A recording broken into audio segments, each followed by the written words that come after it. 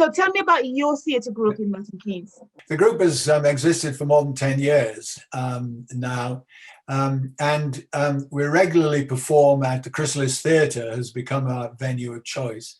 But it started off by giving plays and playlets to a number of venues around the town where older people were. We were commissioned by the council and got an award from the council for spreading security messages. And we spread those security messages for older folk, how to answer the door and that sort of thing, by little playlets. It dramatized what can happen if you're not too careful about security. That's an example.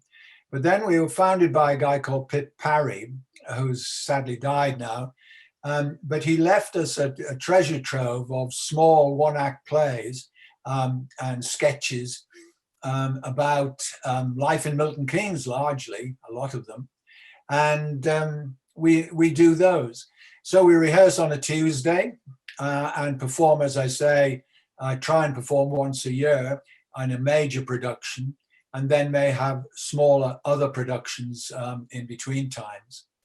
During COVID, what we've done is, because it's an acting group, yes, but it's a strong social element as well, looking after people, looking after our friendships.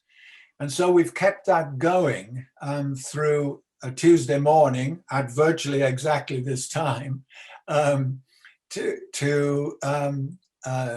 read plays written by members of the group, some of them, quite a lot of them by Greta Langdale, and we perform them to each other by Zoom. So our only audience is ourselves. But then in addition, the Open University, the University of the Third Age, have a monthly meeting. And on a couple of occasions, we've performed to their monthly meetings, which are now under COVID by Zoom.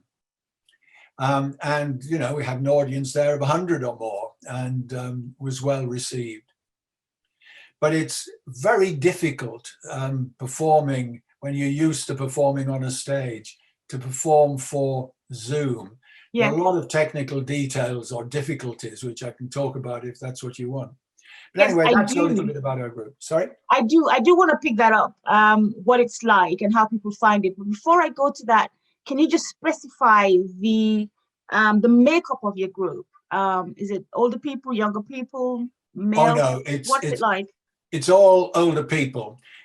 We have to be U3A members, and that, if I remember their rules correctly, you've got to be over 55, and most of us are well into our 70s and 80s in our particular group. So no, we don't have young people at all. I belong to other groups which have young people in, which is a delight for me personally, but this group is entirely older folk. Okay, so tell me about what it's like then, performing under COVID. Well, it's got difficulties for the performers and for the audience as well. For the performers, let's start with rehearsals. You can't rehearse face to face.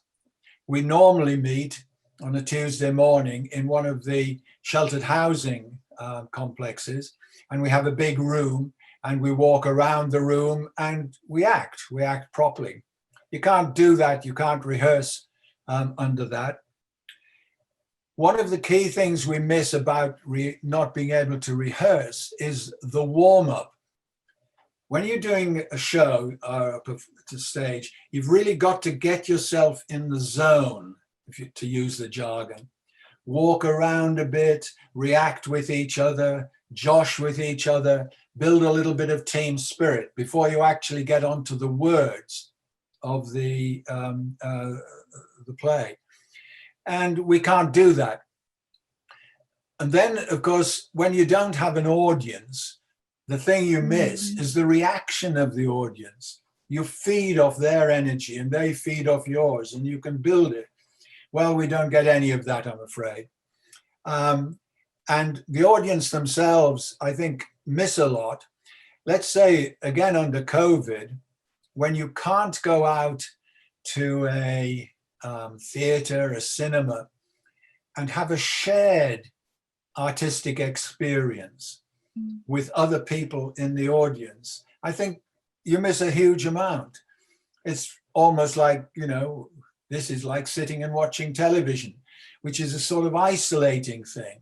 But there's a strong social element, I think, to both acting and performing, or in music or in drama, and the audience linking together.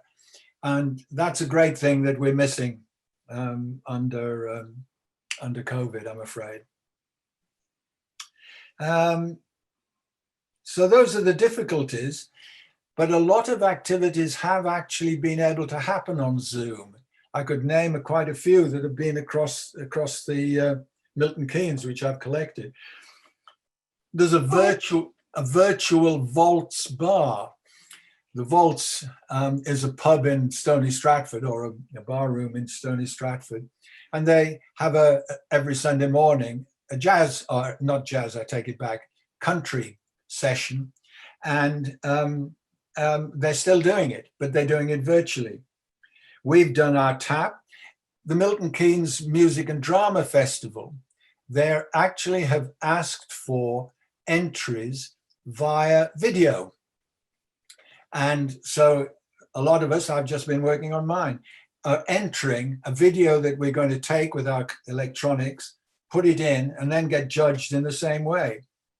We had a great guy called Steve Mead, who's organized a recording of Macbeth with local people, the full play. It's a sound with visual effects, and that's posted on YouTube.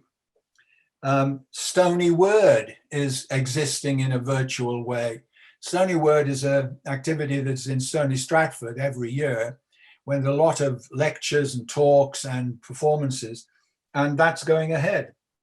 So those things have all happened in Milton Keynes. Oh, and the OU and Tread the Boards have combined to do a couple of things that I don't know the detail of. I haven't been associated with them, but so there's a lot the way of people have adapted what they do for COVID. You mentioned earlier about how doing these performances on Zoom have affected social interaction. In regards to the performers themselves, how do you think it makes them feel? Well, we don't feel too bad. It's better than nothing. Mm-hmm. It's better than having no interaction. Mm-hmm. But there's a big flaw in all of this Zooming and the rest, which I'm sure you will relate to. It's for those people who are, let's call it, technologically poor. If you only have, for example, in your house, one mobile phone, and this affects kids in education dramatically, really does, where you try to do your homework on one mobile phone, which may be shared between 3 kids and mum and dad. It's difficult. With older folk, we usually have the technology, but often can't manage it terribly well. So it is quite isolating, but I think that we're going to have to address this if we are going to live going forward through COVID with minimized, reduced interaction face-to-face.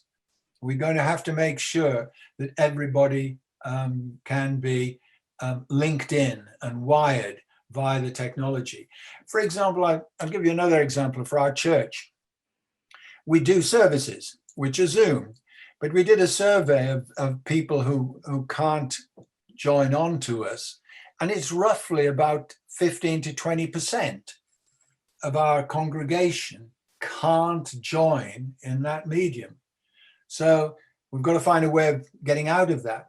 If we can't see face to face, maybe we're going to have to sort of consider providing, supplying, subsidizing electronic help. Because if we can't, then large chunks of our audiences and our performers and the rest are going to be deprived.